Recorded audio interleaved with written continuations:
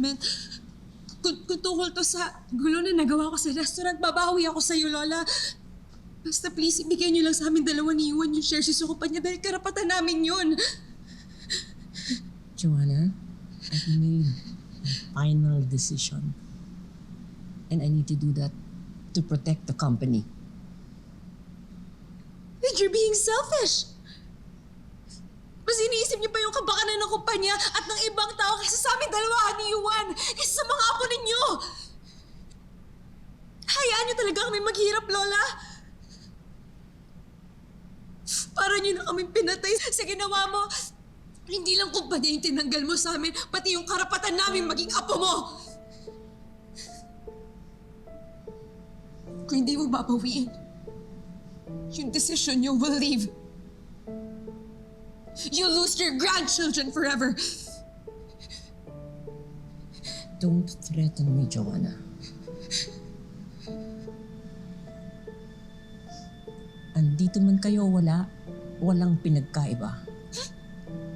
And you've always made me feel like I didn't have a family in you. You were never a granddaughter to me in the first place. Then so be it. Magsama kayo ng peke mo, Eris. I hope one day you wake up realizing na nauubusan ka na ng dugo sa kasisip-sip ng pinakamamahal mong opportunist parasite.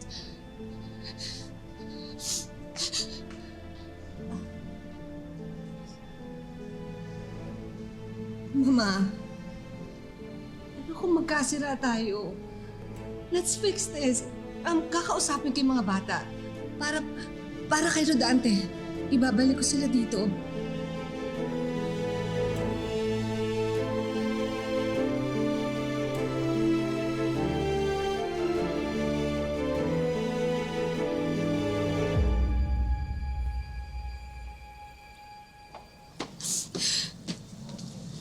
Joanna.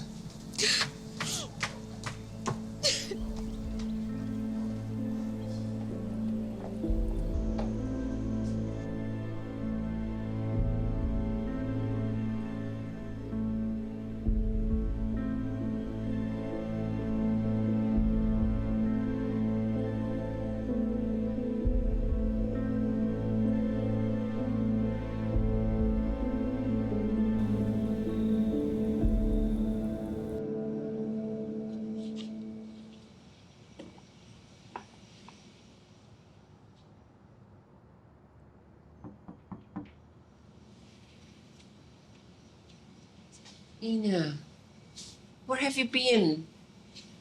Nagpalamig lang po na di po kasi ako makapaniwala sa ginawa niya. Pasensya ka na. Hindi ko na nasabi sa'yo yung mga plano ko. Natatakot po talaga ako. Hindi ko po kayang tanggapin yung company. Lalo pat sa araw-araw na galit na makakuha ko galing sa mga apo niyo, hindi ko po kaya yung responsibility.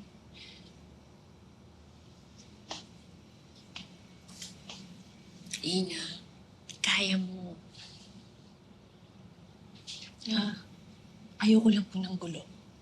Tinanggap ko yung posisyon na binigay niyo po sa akin para sa restaurant rebranding dahil pagtatrabahuan ko po yun. Pero yung ibibigay niyo po sa akin yung company, hindi ko po yata matatanggap yun Kasi hindi naman po para sa akin yun eh. Lalo pat ngayon, hindi pa po tapos yung problema sa company dahil sa ginawa ni Joanna sa Nona's Favorites.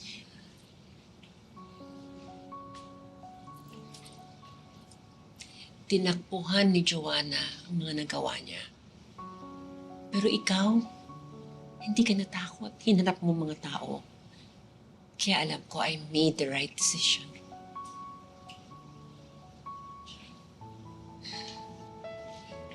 Kaya inaalam ko, pag ikaw na namamahala ng kumpanya, maayos lahat ng mga problema dito. My grandchildren are hopeless. Ikaw na lang ang pag-asa ko. Please, do this for me.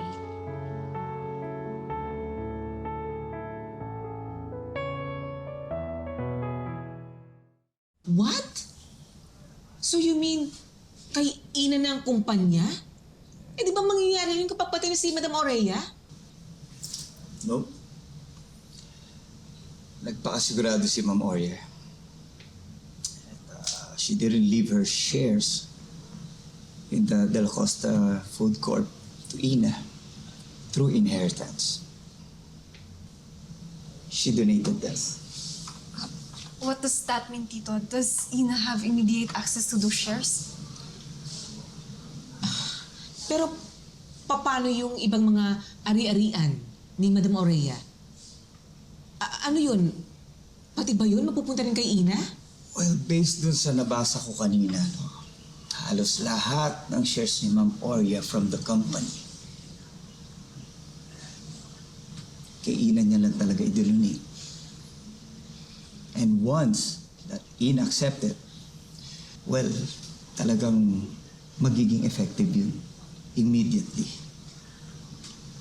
And she can take her seat anytime she wants as a new CEO of the company. I won't let that happen. But Charlie, you said earlier na ang De La Costa Food Corporation lang ang i-donate kay Ina. At yung ibang ari-arian, makukuha pa rin ni Joanna at Yuan. Well, Sonia, I'm sorry to disappoint you, but that's not the case, okay? Pagawa rin si Ma'am Aurea ng document stating that disinherited na si Joanna and Yuan. So, ibig sabihin, kahit na ano pang mangyari kay Ma'am Aurea, mawala man siya sa mundong ito, they are no longer part of the property division. Ano?